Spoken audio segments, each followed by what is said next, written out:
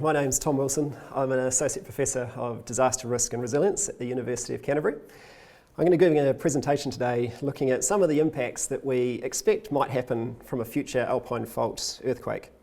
So I'm standing here sort of presenting on behalf of a very large team of disaster risk scientists from all around New Zealand. What I'm going to focus on is looking at the consequences or the impacts of a future Alpine Fault earthquake. We've already had covered a lot of the hazard information, so things around the frequency or the likelihood of a future event, how big that future Alpine Fault earthquake might be. And we've had a great presentation looking at what the intensity of those effects might be across the South Island and what the size of that hazard footprint potentially could be. But I'm going to focus on this other aspect here. And the reason we're going to focus on consequences or the impacts is that if we can estimate what those consequences might be, it allows us to perhaps more accurately develop appropriate mitigation and preparedness strategies for that future disaster event. And we really draw on a lot of previous research which has looked at the need for developing specialised, sector-specific information for pre- and post-disaster event outcomes. And that's what we'll sort of get into a little bit of today. So to just help set the scene, this is how we go about assessing disaster impacts. So we need to take aspects of what's the hazardous event that we're going to potentially experience in the future. In this case, we're thinking about the Alpine Fault and potential scenario of what might happen there. But we also need to consider what societal elements might be exposed to that disaster event. So that could be anything like buildings, people, critical infrastructure, could be our economy, could be any aspect of society that we're interested in assessing. And the thing which brings it together is how we pull together that vulnerability. So what's the vulnerability of that asset or element when it's exposed to that hazard intensity? So in this case, if we take an example of the building that you're in as you're watching this, how might that building and what are its attributes, how might it withstand the shaking intensity that it experiences from a future earthquake? So as we heard from Brendan Bradley, if it's predominantly masonry construction with no reinforcement, it's likely to perform quite poorly and maybe quite badly damaged. Whereas if we have a very strong, ductile, modern construction, we'd hope that it would withstand that event much more effectively. So by combining those three different aspects, that allows us to assess what those impacts will be. Okay, so just to remind you again, what we're predominantly using as we're assessing the impacts from a future Alpine Fault earthquake is we're going to use the scenario of where there's been a southern or a rupture of the southern part of the Alpine Fault and it's ruptured up northeast along the Alpine Fault strike and creating that scenario of shaking progressively moving up across the northeast of the South Island and out and across. You'll remember that video that Brendan Bradley has shown, looking at how that ground motion potentially might move across the South Island and where those shaking effects might be. So that's the hazard footprint and shaking intensity that we'll use for a lot of our disaster impact assessment today. But the thing that we're also needing to consider is that earthquakes aren't all just about the ground shaking which is produced. Whilst they might produce that great big rock and shake that we experience, they also cause what we call secondary hazards. So things like landslides, liquefaction, and even potentially tsunami. So I've got a little animation here. So just showing as we see this cascading hazard event from an earthquake. So we have a big earthquake, as we can see here on the image here on the bottom left.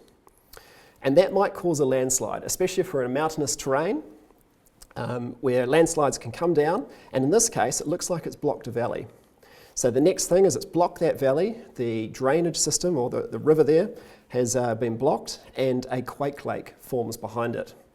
And then potentially it might break out catastrophically, and we have that dam break flood. So this series of cascading events is something that we have seen in New Zealand, particularly with the recent Kaikoura-Huranui earthquake in North Canterbury, or in the northern part of the South Island. This was a major issue which occurred across much of the affected areas.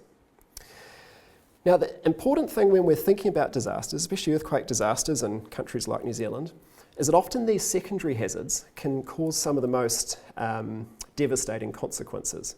Much of New Zealand has been relatively well built through use of building codes, so our buildings typically hold up pretty well, particularly by global standards when we have large earthquake events. But these secondary hazards, they can be very difficult to design for and often may not have even been considered during the design phase. So as we look at examples from around the world, such as the Boxing Day Indian Ocean tsunami back from 2004, and various earthquakes that we've had in New Zealand, such as the Canterbury earthquake sequence, the Kaikoura Hurunui earthquake sequence, it's been these secondary hazards which has led to some of the greatest monetary and social impacts from these disasters. So that's something that we've put a lot of effort into thinking about for a future Alpine Fault earthquake. So one of the pillars for this was looking at producing a co-seismic landslide model. And some great work by Tom Robinson and others have developed this model looking at using those inputs from the likes of Brendan Bradley and GNS Science and others, using those ground motion simulations to forecast or estimate where co-seismic landsliding might occur. And that's what you're seeing on the left here of your screen, of this model of the South Island, looking at combining factors such as the topography, the geology, how steep that topography might be when it interacts with this strong ground motion. And this map's showing a estimate of relative level of hazard of landsliding, which becomes quite useful when we're trying to estimate what the potential consequences of these things might be. This image here on the right-hand side is an example of landslide dam following the 2016 Kaikoura Hurunui earthquake, just to give a little bit of real-world aspects to it. So these are things that, particularly the co-seismic landslides, these are things which we worry about considerably in the immediate aftermath of an earthquake event, particularly in a mountainous terrain like much of the South Island is with our beautiful Southern Alps. So those immediate effects can be quite damaging and impactful, especially for anyone that's exposed to where those landslides might occur, and also our critical infrastructure services. And I'll talk a little bit more about that in a minute. But something we also need to keep in mind is that this isn't going to be just a small snapshot, a small time window disaster. The geomorphic consequences of this event may continue for many years afterwards. This is a little taster where this kind of weird series of grey aerial photos here gives us a little bit of an example of what might happen. So what we're showing here is the Pororua River on the west coast of New Zealand. So what happened here in 1999 was that Mount Adams, which is a relatively large mountain right in the middle of the Southern Alps, quite close to the Alpine Fault, it experienced a very large landslide. It wasn't due to earthquakes, it was just due to very high rainfall at the time. And what happened is that landslide came down and blocked the upper catchment of the Pororua River. In behind it, large landslide dam was formed. And in the aftermath, and then it eventually broke out through that landslide dam and carried a huge amount of sediment downstream. Now, what you're seeing here is a series of air photos of the lower, or some of the catchment of the floodplain of the Pororua River, just as it's exiting out of the range front of the Southern Alps. So you can see in 1987, this was the situation in 1999, where the Pororua River was largely immobile or largely constrained on the southern part of the floodplain. We're looking here towards the south, and by a series of stop banks. So that river's just constrained there nicely on the southern extent of the floodplain. But after that breakout in 1999, we can see this air photo from 2001 that a huge amount of sediment has been brought down. The river has avulsed or broken out of those stop banks, out of that active channel, and has spread out across its floodplain. And as we look through 2002 and down to 2005, we can see progressively more and more of that floodplain has been inundated and covered by that new active channel and flood channels of the river. And a large amount of sediment has been distributed across. This had severe consequences for the farm that was operating in that location. It was a beautiful, high productivity pastoral farm, very fertile soils. And of course, any potential implications for critical infrastructure downstream as well, for bridges or that sort of thing.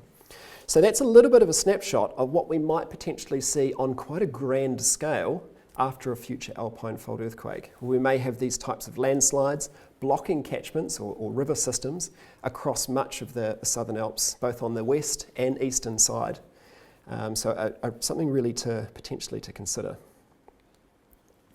Okay, so coming back to our disaster impact assessment model, now we need to think about what's exposed. So one of the things which we're most interested in, or a critical aspect, is our essential infrastructure systems. So our state highways are crucial for modern operation of society. In the South Island in particular, they're used for general access, obviously, but particularly important for our main industry with tourism and agriculture, with dairy farming, pastoral farming and so on, and even our mining industries across on the west coast, and particularly getting that product across to the east coast deepwater ports. Electricity or electrical power, of course, is important for everybody. And with much of New Zealand's hydroelectric power generation based down in the southern part of the South Island, moving that energy up towards the north, of course, is an important part of that grid. Much of those, the tourism, dairy and mining, worth a large component of New Zealand's GDP. Now the problem with our long skinny island, with the South Island, is that these networks are also long and skinny. There's very little redundancy for both our state highway networks and for our electrical networks as well, especially the big transmission networks. And often, especially when accessing remoter parts, such as the West Coast and other areas, is that these networks have to pass through very steep, landslide-prone terrain and very, very active environments. So disruption to the roads and the power network is likely to hinder disaster response, both in the short and the long term. Now, some important lessons need to be drawn from this for when we're thinking about a future Alpine Fault earthquake, from what we've experienced with the Kaikoura-Hiranui earthquake sequence.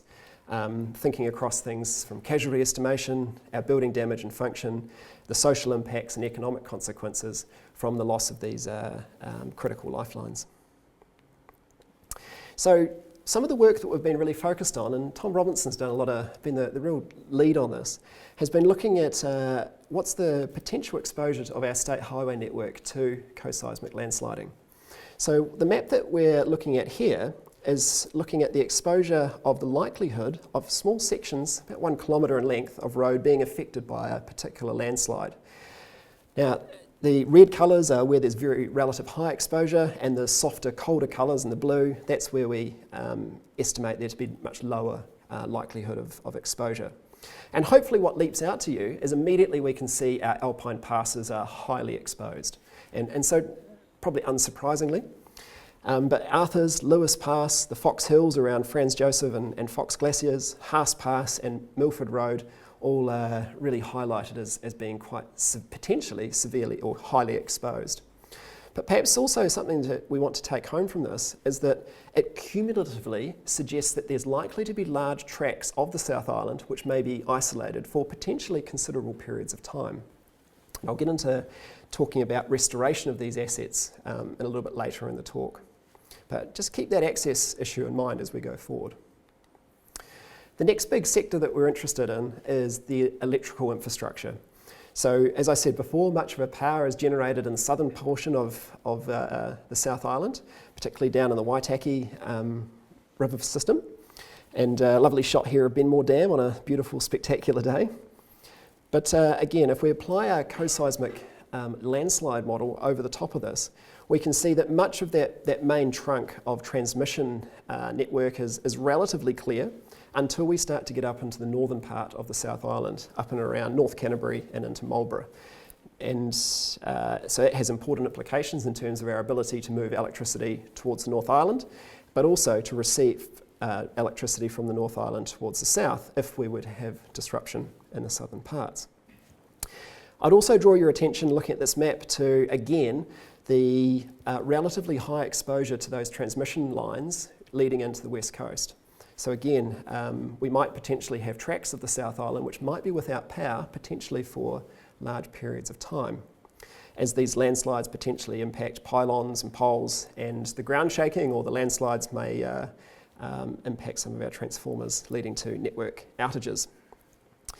As we've heard from from Caroline with some other presentation, When a substantial concern is with our hydroelectric power dams is when they do receive a large shake, is that they do automatically shut down, looking for to protect the asset, hopefully, and checks and bits and pieces will need to be required afterwards.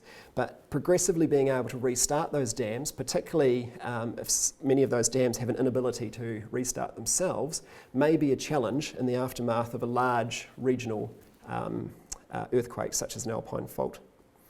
And also whether we have a lot of potential ground shaking affecting the inter-island connection between the South Island and the North Island may start to have implications as to whether we can receive or give electricity into the North Island.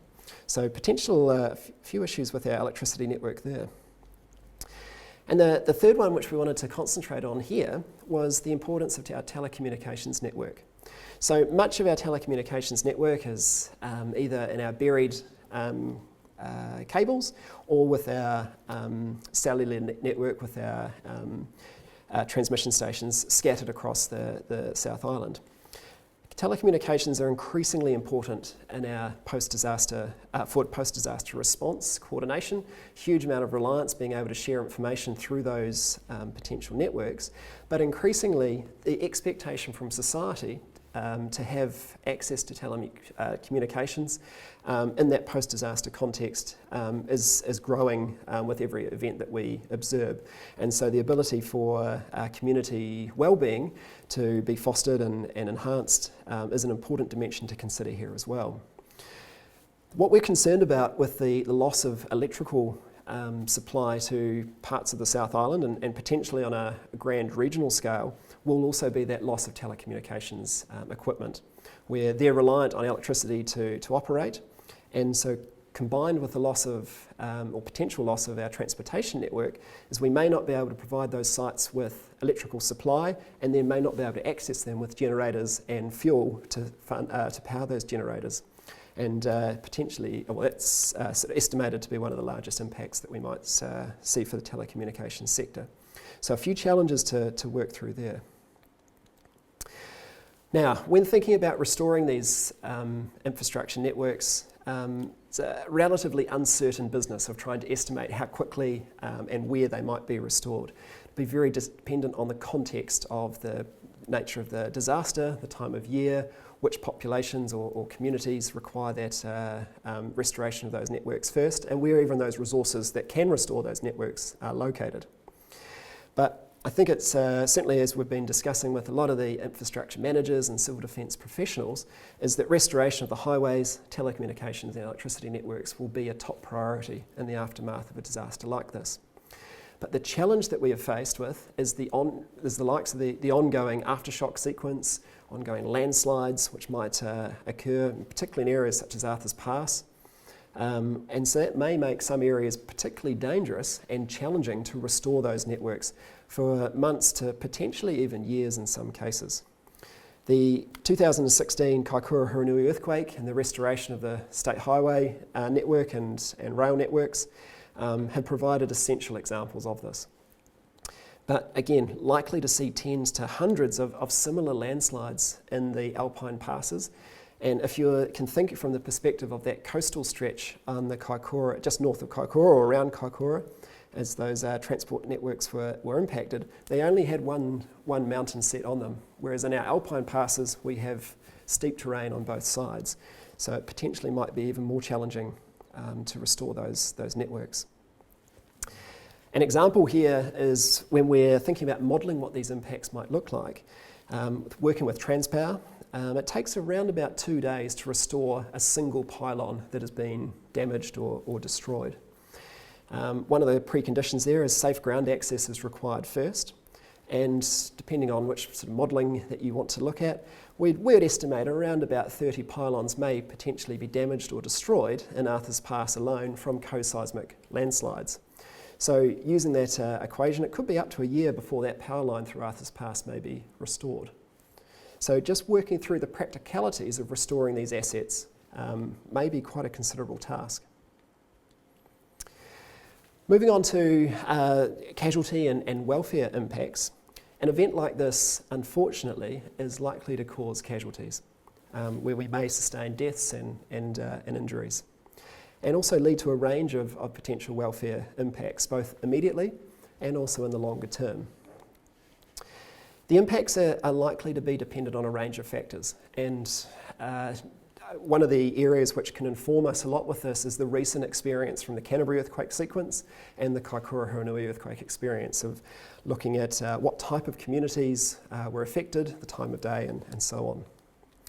So we know the characteristics of the earthquake will be important. It's a primary driver of where the hazard footprint might be, what shaking intensities might be exposed, and that's something that we as a society, we can't really control that. But what we can control is what assets or what elements are exposed, what people and communities are exposed, and particularly what's their vulnerability. So we know that things like the time of day of the earthquake will be an important determinant on what impacts occur to people, the time of year, and particularly what buildings they are in or nearby. So some of the examples that we've seen with the likes of Christchurch, where people inhabiting or being located close by to buildings which are potentially having bits of their structure falling off them, leading to impacts to people, or non-structural damage with non-structural elements falling within the buildings may also be an issue. And those are things that we can tangibly control now and hopefully make good before a future event. One of the other big challenges that we have when we're considering casualty estimation in the South Island is our transient populations. And so what we mean by that is people that are moving around might not have a fixed location, such as our tourists, for example. New Zealand is in an absolute tourism boom at the moment. It's from a dollar value, I think our most important single economic industry at present. And to give some context, we had 3.6 million annual international arrivals for the year ending in August 2017, which is a huge number coming through. I think it's been estimated that the West Coast alone has 1.5 million tourists moving through it every year over the last couple of years. So a large number of people who aren't familiar with the environment, who are potentially highly vulnerable, may be in some very unfortunate places if this event occurs when they happen to be there. Particularly if we're thinking in terms of the response for at the height of the tourism season, this could really be quite a challenge for our emergency management agencies and organisations to deal with. Another aspect that we have, which we know influences the outcome, is the behaviour of people. So how do people perform during that disaster event and in the immediate aftermath will have an important implication, or have an important influence, I should say, on what their outcomes will be. So there's a strong role for education to help inform aspects of this. The loss of essential services, so loss of water supply, power, loss of transportation access and telecommunications, will also influence the outcomes for people exposed, or our communities that are exposed to this disaster event. So it's really, I guess, a multidisciplinary issue that we need to be dealing with.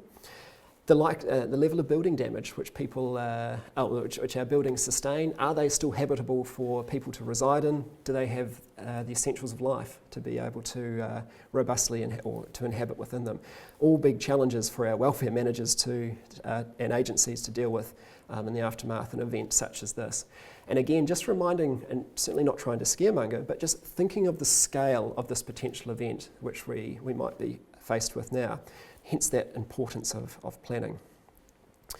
And certainly through the planning and scientific processes that we've been undertaking as part of Project AF8 is really a strong identification that isolated communities, whether it be through lack of access or lack of essential services or lack of food and water, for example, may be one of the biggest challenges that we have in the aftermath of an earthquake like this.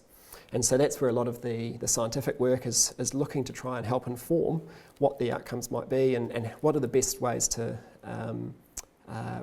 mitigate those potential impacts. One thing I haven't focused on much with this for now, mainly due to time, is the likely socioeconomic impacts that we may sustain from an earthquake like this. There's no doubt that there will be disruption to the economy. But a lot of work is currently underway looking at what are those potential recovery regimes and particularly policy implements that we can use to hopefully effectively come through a disaster like this. And that might be a story for another day. So just a few take-home messages from me. So just coming back to some of the other talks that we've had in this series, but there's strong evidence for those 27 large earthquakes on the Alpine Fault, which have occurred very regularly over the last 8,000 years. And a very high chance that the next earthquake will be a magnitude 8. So this will occur again in the future, and it's likely to be a very large earthquake. So it gives us strong impetus from a hazard point of view. There's likely to be widespread secondary hazards. We've seen that from the Kaikoura-Huranui earthquake sequence, which is a very good analogy for what we might see in the future. This should provide us with some essential lessons going forward. There are likely to be issues both in the immediacy of the event and in the long-term aftermath. The effects will extend across the South Island and potentially into the lower North Island. So this will be something that the nation of New Zealand needs to consider very strongly. Potentially, there'll be extended periods where many communities, and sometimes very large communities, will be without essential services. We must plan for that and look to reduce those effects as much as possible.